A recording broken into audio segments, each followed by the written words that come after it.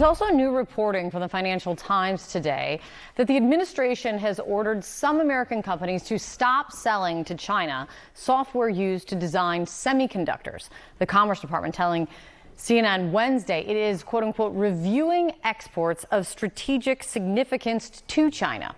This comes also as we're getting reaction from China about the major decision overnight halting most of President Trump's tariffs, China being the country hit hardest by his tariffs. CNN's Mark Stewart is in Beijing joining us now. Mark, what are you hearing from the Chinese government about this major moment when it comes to the trade war?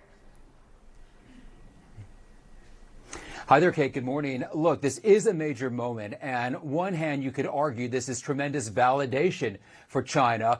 Yet, on the other hand, Beijing knows the United States has other tools to make life difficult for Chinese people, for the Chinese economy. So that's kind of where we stand right now. Let me share with you the official Chinese government response, though. We heard from just a few hours ago, now Thursday afternoon here in China, a government spokesperson saying that there are no winners in a trade or tariff war, and that protectionism is harmful and that it goes against free will. What really stands out to me is this. This is the exact phrasing, the exact verbiage that we heard at the beginning of this trade dispute, now being recycled yet again by the government. China is being very focused and not giving any clue as to what it may be thinking for the future. And the future is the real question.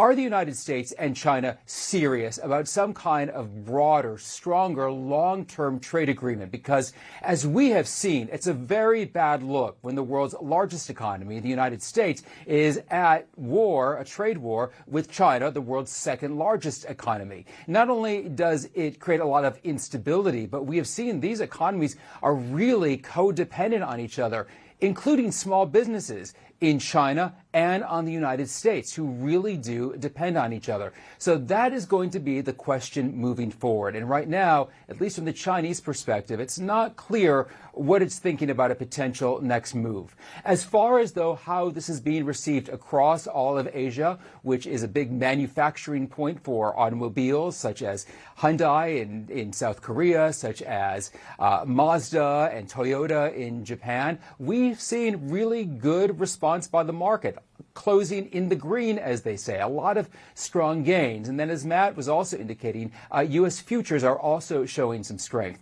But there is caution because, as we have seen in this back and forth with the U.S. and China, things can change in a moment, in the blink of an eye. In fact, I was reading some remarks by analysts at Deutsche Bank, which is the banking giant in Germany. They really are curious to see what President Trump is going to say today, specifically about this injunction. So Germany is watching, and Kate, of course, government officials here in Beijing are also anxious about the White House response to determine what happens next. That's exactly right. We've heard from the White House, but not heard anything directly yet from President Trump. Mark, thank you so much.